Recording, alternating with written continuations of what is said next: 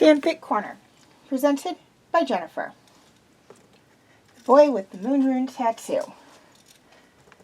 Chapter 2, The Jelly Tart Heist, Part 3.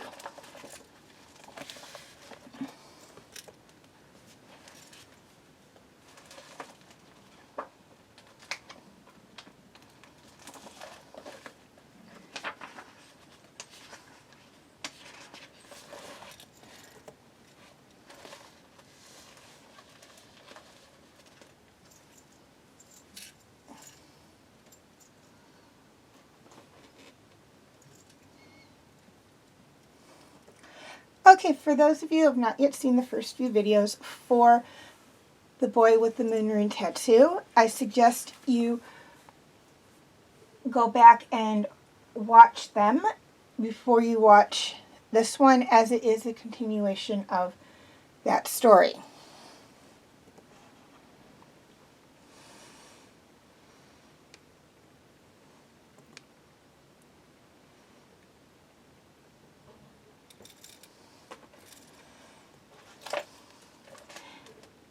Ezrin bolted. One of the benefits of being smaller than everyone else, even if he was tall for his age, was that he could move faster than they had time to react. By the time the Sunfire Elves realized that Ezrin was running for it, the boy was already halfway to the door.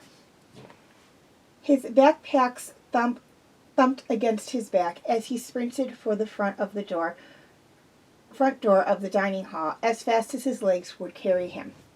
The elf shouting behind him, "What? Stop!"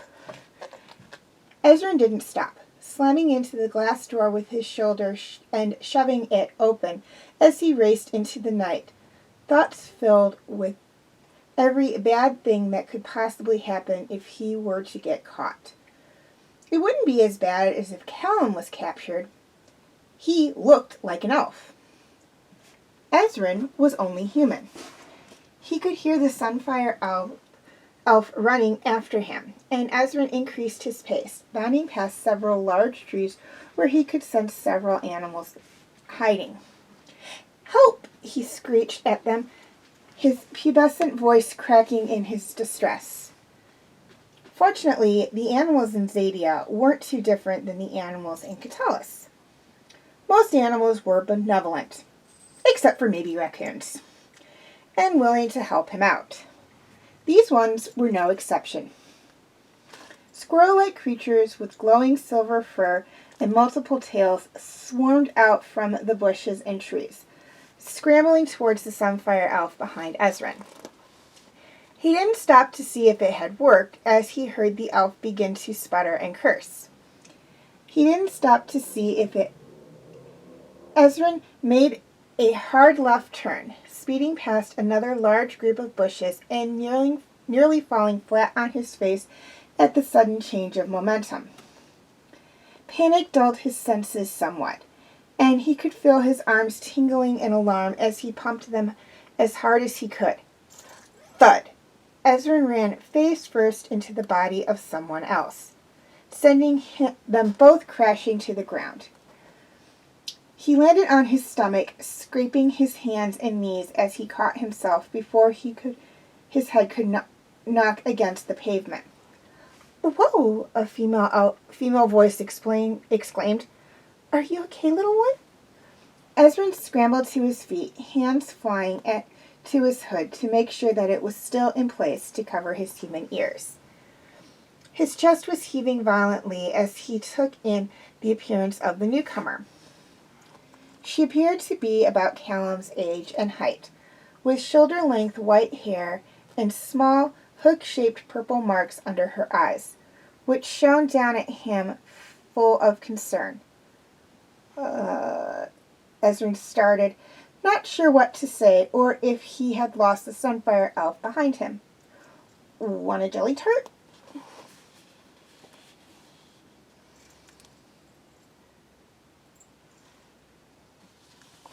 Rayla stared down at the boy in front of her in shock. What in the blazes was happening? She had been walking back from her late-night moon magic class, admiring the beauty of the campus as it was bathed in moonlight. And then this small child had come barreling out of nowhere, knocking her to the ground. Not a lot of people could say that they've done that. Then he offered her a jelly tart as if nothing was wrong.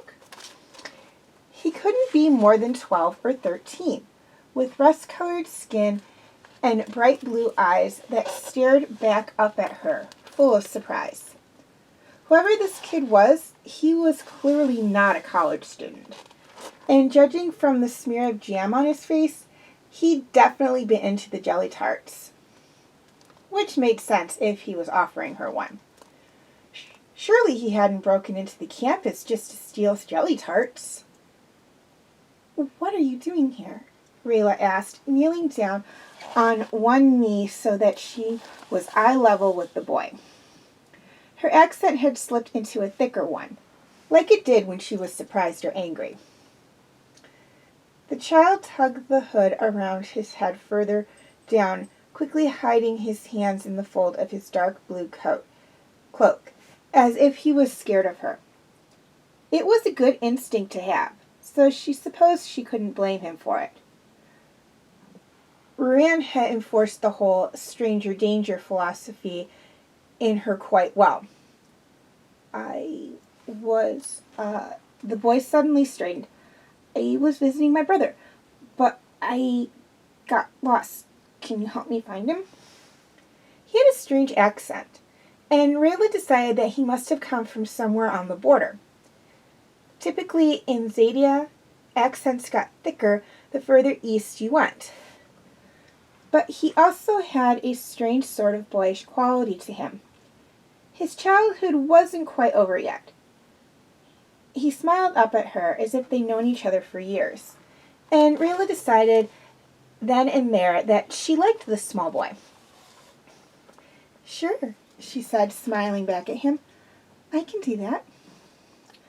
Footsteps suddenly rang through the darkness, and both Rayla and the boy immediately tensed. Out of instinct, she reached for her back, where she was used to keeping two swords, or at least a knife. Her hands met air. Right, she was at a public college. Carrying weapons was sort of frowned upon. Blast! Luckily, the danger was completely imagined, for a familiar figure came jogging out of the twilight a moment later. Callum looked completely exhausted, beads of sweat running down his face in thick waves. His brown hair was sticking straight up in some places, and his clothes were violently disheveled, as if he had taken some sort of altercation. Been in some sort of altercation. He seemed to be searching for something, and when his eyes landed on the boy in front of Rayla, they lit up with relief. And then with alarm when he realized that she was near. She placed one hand on her hip as she watched his hands flutter through a response to her presence.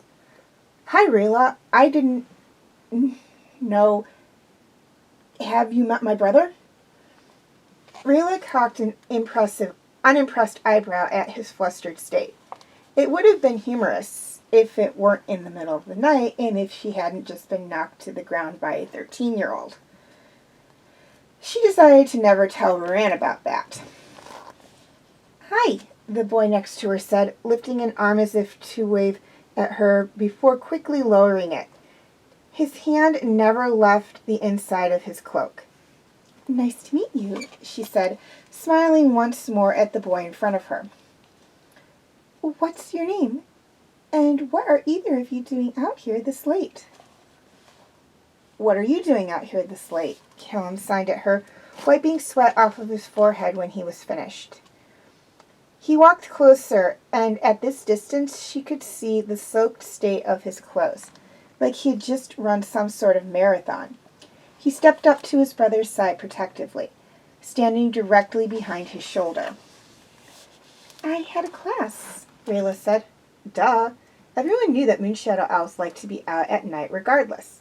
Skywing Elves usually stuck to a diurnal schedule. Come to think of it, did Callum's brother even look like a Skywing Elf? My name's S, the boy stated, but Callum stumbled suddenly, knocking into his shoulder.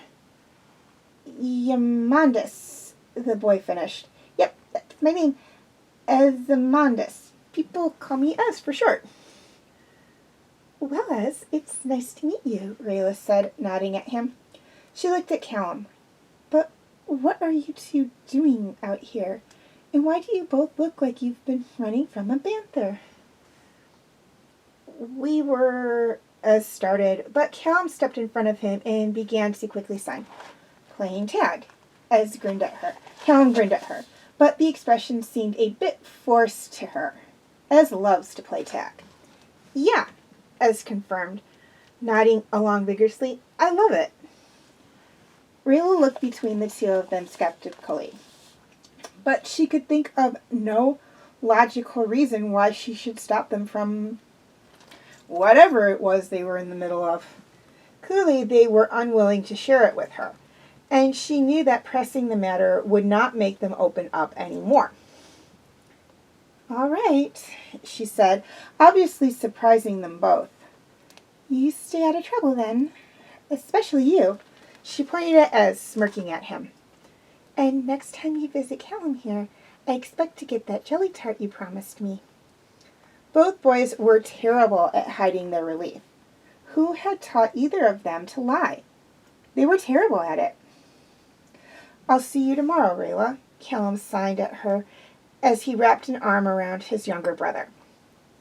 Yeah, Rayla said, waving as they turned to leave. See you tomorrow. She found herself frowning as they vanished into the dark. Those two certainly were strange, though she couldn't put her finger on what was off with them. Oh well, it was nothing that couldn't be sorted out by keeping an eye on them. At least, that's what she thought.